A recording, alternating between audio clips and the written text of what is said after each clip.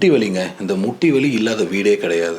எங்கெல்லாம் அந்த 45 to 55 ஏஜில் வீட்டில் லேடிஸ் இருக்காங்களோ, நம்ம சித்தி, பெரியம்மா, அம்மா, பாட்டி எல்லாருக்குமே பார்த்திங்கன்னா நீ பெயின் நம்ம குடும்பத்தின் ஒரு சொத்து மாதிரி அது இருக்குது. இந்த நீ பெயினை ரொம்ப ஈஸியாக ஹேண்டில் பண்ணலாம். இவங்க அதை யாரையுமே மதிக்காமல் இருக்கிறதுனால தான் அது பெரிய பிரச்சனையாக மாறுது.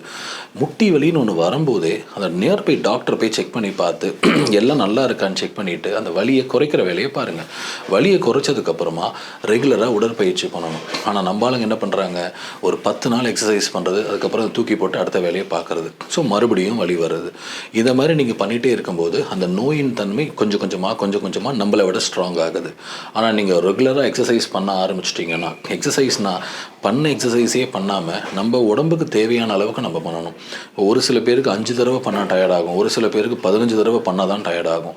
ஸோ உங்கள் உடம்புக்கு நீங்கள் எவ்வளோ எக்ஸசைஸ் பண்ணணுங்கிறது உங்கள் டாக்டர்கிட்ட போய் கேட்டு நீங்கள் தெரிஞ்சுக்கோங்க. அதுக்கேற்ப நீங்கள் எக்ஸசைஸ் பண்ணுங்கள். நீங்கள் டெய்லி நல்ல எக்ஸசைஸ் பண்ணிங்கனாலே உங்கள் மசில் ஃபைபர்ஸ் நம்மளோட ஏஜ் வளர அதுவும் நம்ம கூட ஸ்ட்ராங்காக வளர்ந்துட்டே வரும்.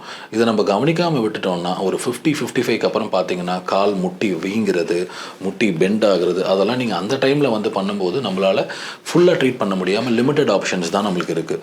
ஸோ பிரச்சனை சின்னதாக இருக்கும்போது சரி பண்ணிங்கன்னா நீ பெயின்லாம் ஒரு பிரச்சனையே கிடையாது. ஆனால் அதையே வளர்த்து விட்டிங்கன்னா நம்மளை ட்ராவல் பண்ண விடாது, படிக்கட்டி இட விடாது, கோயிலுக்கு போக விடாது. ஸோ நீ பெயின் ஒன்று வரும்போதே அதை நிப்பாட்டி வைத்தியம் பண்ணி எக்ஸசைஸ் பண்ணி எல்லோரும் சந்தோஷமாக இருக்குது.